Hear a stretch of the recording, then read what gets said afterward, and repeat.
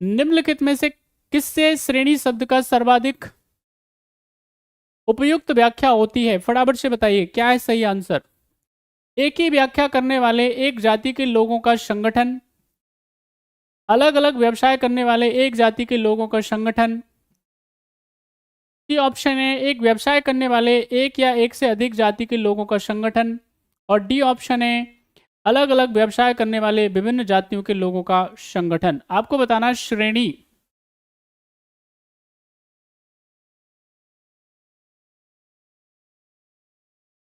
चलिए, श्रेणी का मतलब क्या होता है भाई? गिल्ड बोलते हैं, कैटेगरी बोल सकते हैं आप इसमें। तो यहाँ पे क्या होता है, श्रेणी का मतलब वो लोग जो क्या करते हैं, एक ही व्यवसाय करते हैं, एक ही व्यापार करते हैं, बिजनेस करते हैं, और एक ही तरह का क्या करते हैं, बिजनेस करते हैं, व्यापार करते हैं। तो उनको क्या बोला जाता है? श्रेणी बोला जाता है। क्या बोला जाता है? श्रेणी बोला जाता है। हम इसको कई बार क्या बोल देते हैं, इसको गिल्ड बोल देते हैं। बात समझ में आई? तो इसका जो सही आंसर है वो क्या है? ए इज द राइट आंसर।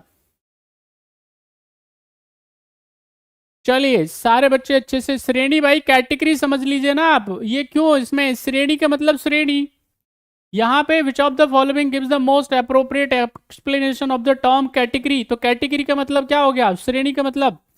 थोड़ी हिंदी भी अच्छी कर लीजिए आप।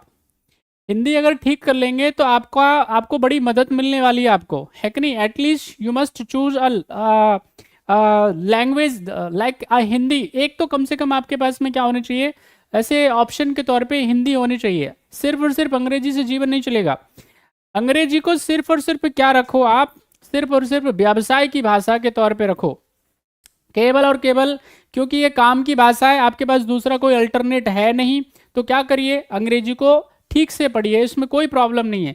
लेकिन क्योंकि आपको जीवन भी जीना है, और जीवन जीने के लिए हमको मातृभाषा आनी चाहिए, आनंद की भाषा जो है, जिसमें हम अपना भाव विभोर होकर के बातचीत कर सकते हैं, जिसके लिए हमको सोचना नहीं पड़ता है, जिसके लिए हमको शब्द ढूंढने नहीं पड़ते हैं। तो वैसी भाषा क्या है? हिंदी होती है। बात समझ में? मातृभाषा है।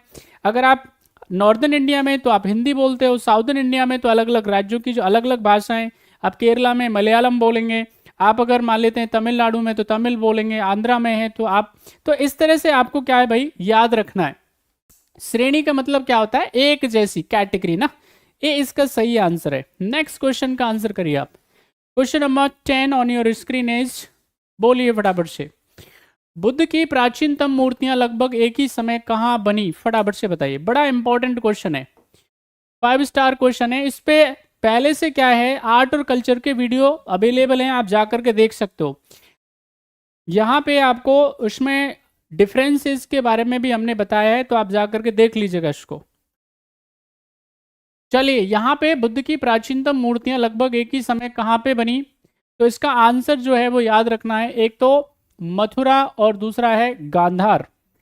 यहाँ पे ये स्कल्पचर के टाइप है, याद रखना है आपको। हम इसको क्या बोलते हैं? मूर्ति कला की शैलियां।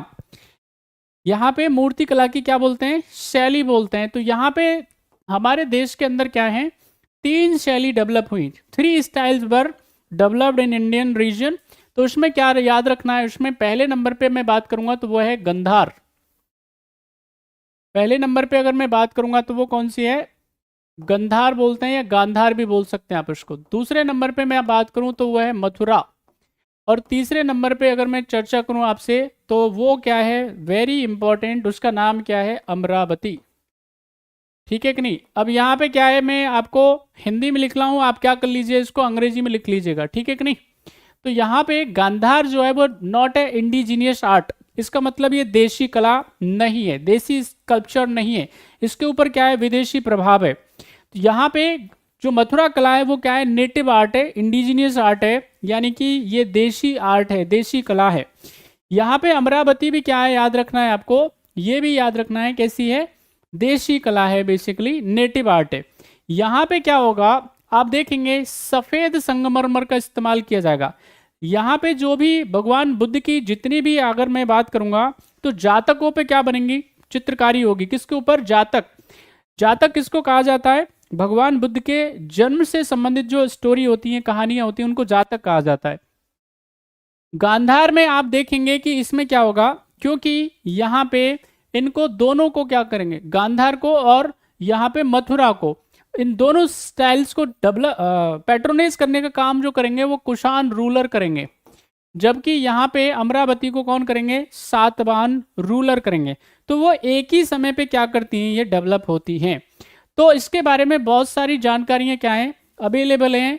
एक लेक्चर हमारा पूरा पड़ा हुआ है, वीडियो पड़ा हुआ है, किसके बारे में, इन तीनों आर्ट्स के बारे में, गांधार, मथुरा और सातवाहन। तो इस पे जाकर के एक बार इसको देख लीजिएगा। फिलहाल इसका जो आंसर हो जाएगा सी इज द राइट आंसर।